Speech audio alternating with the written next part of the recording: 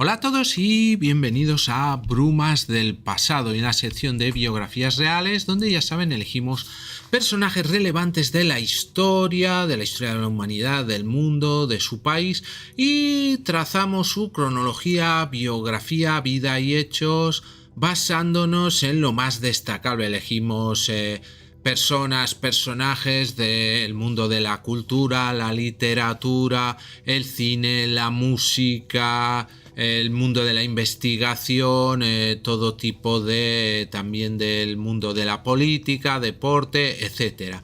Bien, pues hoy vamos a hacer la biografía, cronología, vida y hechos de una de las más grandes escritoras de la historia, como fue Virginia Woolf. Bien, pues les voy a dar 5 segundos para que se suscriban a mi canal. Ya saben que a ustedes solo les cuesta un solo clic, pero a mí me ayudan mucho para seguir haciendo vídeos. Muchas gracias.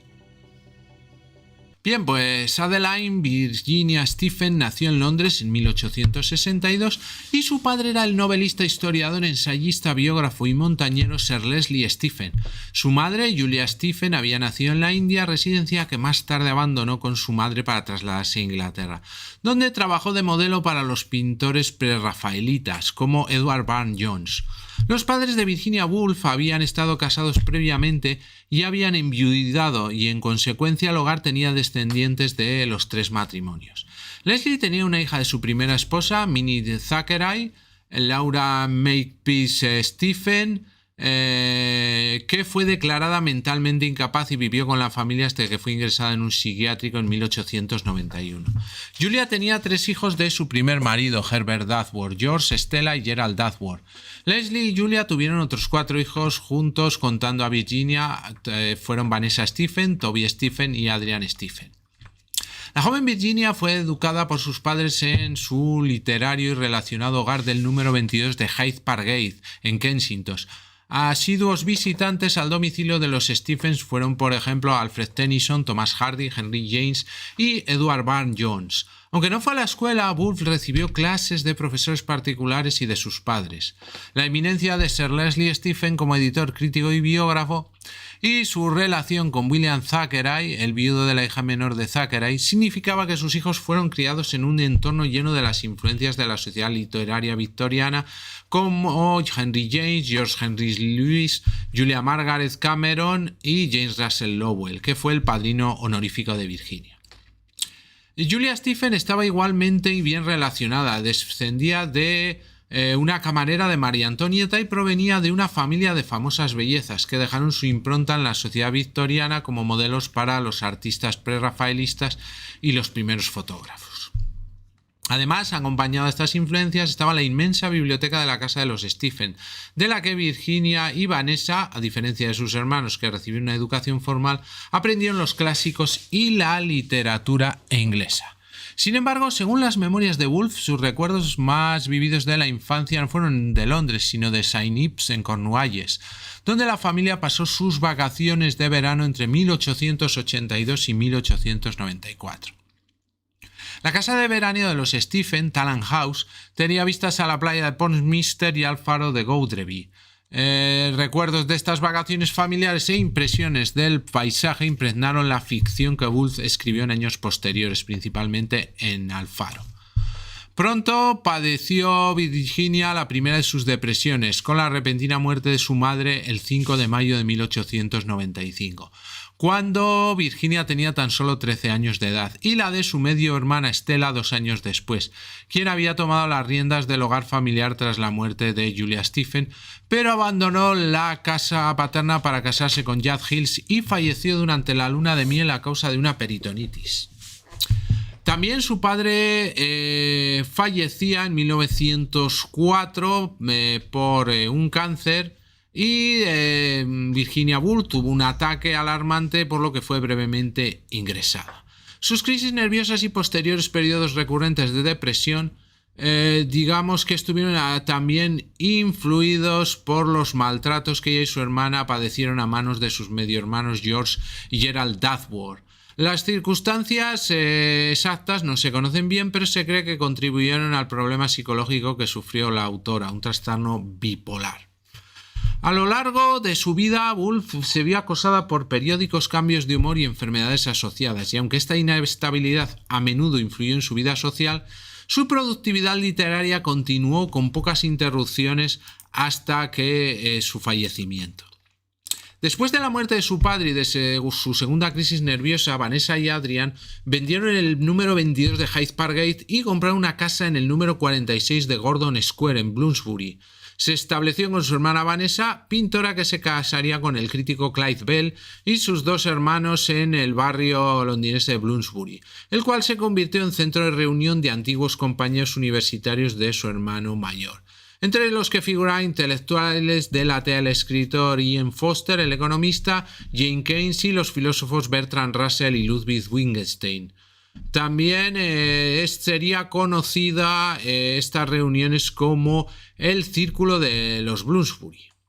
Tras estudiar en el King's College de Cambridge y en el King's College de Londres, Woolf conoció a Lytton Strachey, Clive Bell, Rupert Brooke, Saxon Sidney Turner, Duncan Grant y Leonard Woolf. Varios miembros del grupo de Bloomsbury alcanzaron notoriedad en 1910 con El engaño del Dreadnought, en el que Virginia participó disfrazada de un miembro de la familia real abisinia. Los artistas del grupo de Bloomsbury compartían ciertos criterios estéticos, mostraban cierto rechazo hacia la clase media alta a la que pertenecían y se consideraban herederos de las teorías esteticistas de Walter Pater, que tuvieron resonancia a finales del siglo XIX. Dentro de este grupo hubo intensas relaciones intelectuales, pero también emotivas y personales. Formaron parte de la pintora Dora Carrington y los escritores Gerald Brennan y Lytton Strachey, entre otros. En 1912, cuando contaba con 30 años, se casó con el escritor Leonard Woolf, economista y miembro también del grupo de Bloomsbury. A pesar de su bajo rango social y económico, Virginia se refirió a Leonard durante su compromiso como un judío sin un céntimo. La pareja compartió un lazo muy fuerte.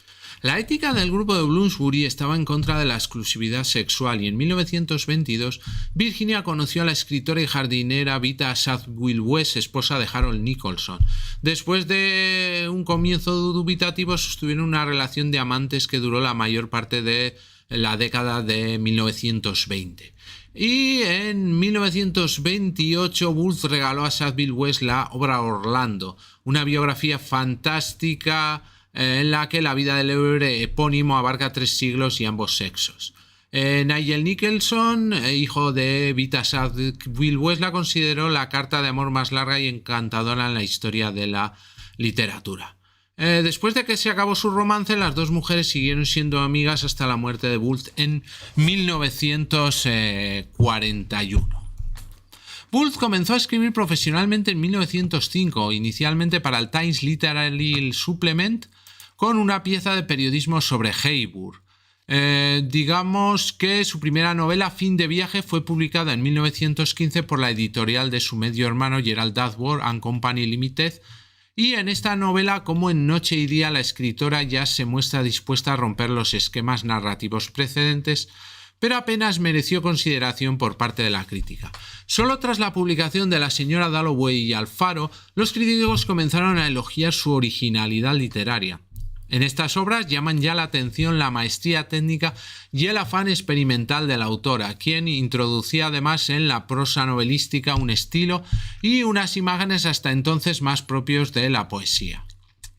Desaparecidas la acción y la intriga, sus narraciones se esfuerzan por captar la vida cambiante e inaccesible de la conciencia. La obra de Woolf puede entenderse como un diálogo con Bloomsbury, particularmente su tendencia hacia el racionalismo doctrinario.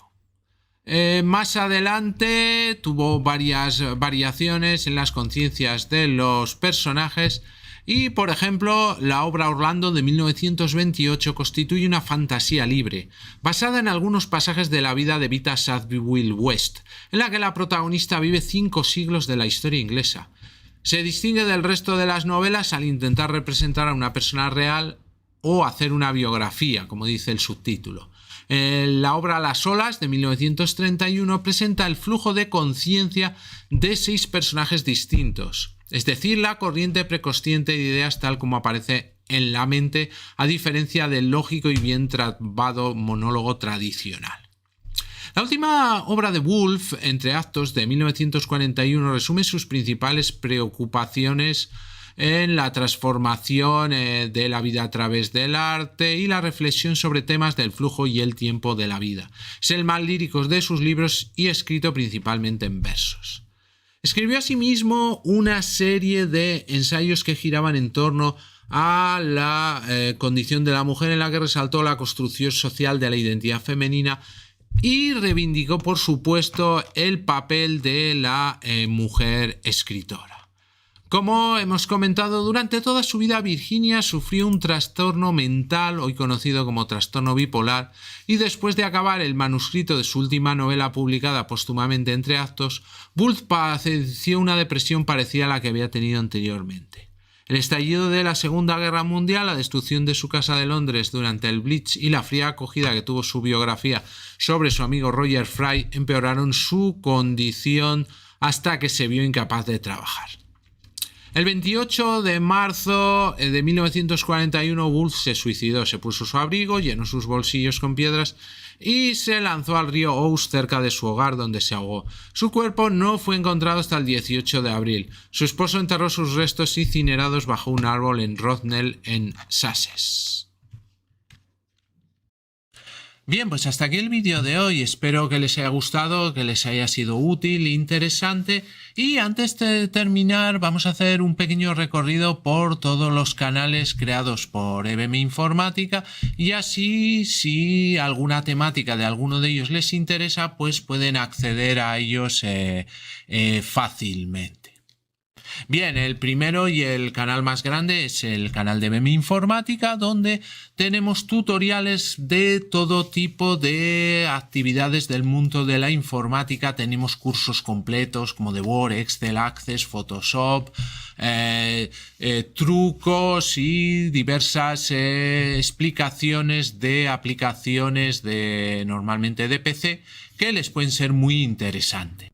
Y luego tenemos el canal de Brumas del Pasado, donde lo dedicamos a temas culturales. Por ejemplo, nos especializamos en vídeos de biografías de ficción, donde elegimos personajes ficticios y hacemos una cronología, una biografía, una vida y hechos como si hubiera existido realmente, y elegimos personajes de películas, series de televisión, de cómics, de videojuegos y de libros. También tenemos la sección de lugares ficticios, que es parecida a la anterior, pero cogiendo pues esos lugares que no han existido, y otra que sería la de biografías reales. Aparte tenemos secciones como Secretos de la Historia, una sección dedicada a los pioneros del cine que la llamamos En Blanco y Negro, y otra sección que se llama Pequeña Gran Pantalla, que nos centramos más en el cine de hoy en día, rankings también de series de televisión, etcétera. Entonces, un canal muy completo donde van a encontrar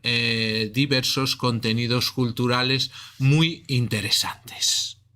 Para finalizar, tenemos el canal Just Surrender, donde tenemos curiosidades de videojuegos, historias de videojuegos y gameplays o walkthroughs, soluciones completas en un solo vídeo de algunos de videojuegos que más me gustan, sobre todo del tema de aventura gráfica. Pues muy bien, muchas gracias y hasta el próximo vídeo.